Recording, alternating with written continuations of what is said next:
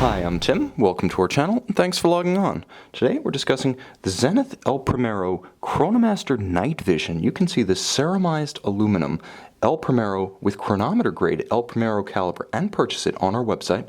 Subscribe to our YouTube channel if you enjoy these videos, and please click on the card in the upper right hand corner of the screen at any time during this video to see our full sales listing for this unique El Primero, additional high-resolution images, and of course complete pricing details associated with the sale.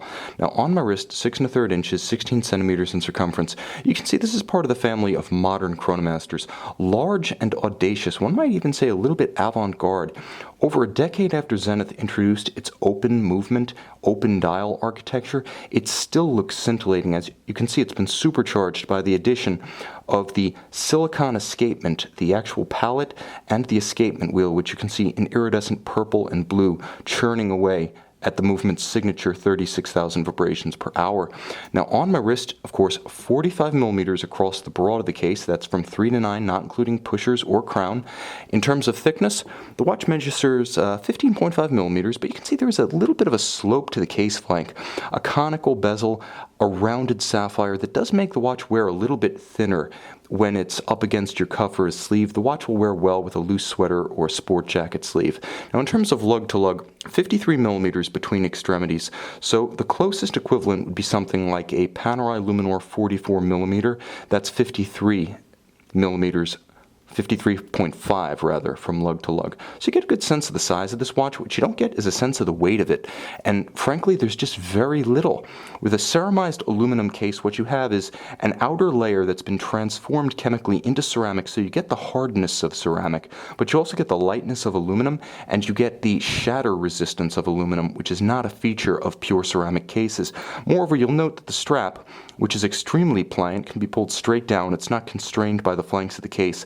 So if you do have that smaller wrist, but you want the 45 millimeter watch here, you can easily pull the strap down around your wrist. I was able to do it. I think you could wear this watch comfortably and with style and proportion down to a wrist size of about, I would say, 15 centimeters circumference. Now the strap's an interesting piece. On the top, it's woven textile, and from all other facets, it's a beautiful and very soft natural vulcanized rubber. The watch is paired with a double deployant, twin trigger disengaged, PVD blackened stainless steel clasp. Very tough, very resilient. Again, it's the twin trigger architecture, and you can see the spring is incorporated into the swing arm that makes this one particularly secure when closed. It can't accidentally pop open. Now, here's the thing about the watch. It's called the Night Vision for a reason. More night, perhaps a little bit less vision. All of the indices are blackened. The case is blackened, the strap is blackened, the dial is black, and the signature high polish bezel around the open escapement, even that's been blackened, although it's a gloss black, unlike the matte that dominates the dial. Now you can see the watch features a grand date, so a double-digit date, and it does have a quick set function. There's also a blink and you'll miss it tachometric scale that's inboard of the bezel, actually part of the dial, so you can use that, of course, to time objects over a known distance. Now, it is an El Primero caliber and one of the best.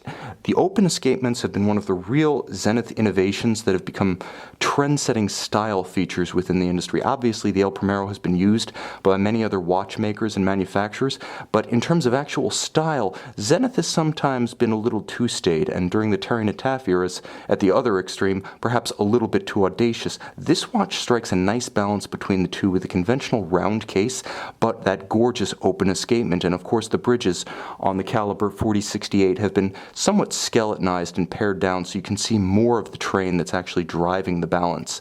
Now we turn the watch over, and you're greeted with a welcome surprise, and that's that this is one of the few modern El Primero calibers that has been submitted to the COSC and certified as a chronometer. Of course, it retains its signature 10 beats per second, 36,000 vibrations per hour, 50 to 52 hour power reserve, crisp column wheel actuation, automatic winding naturally.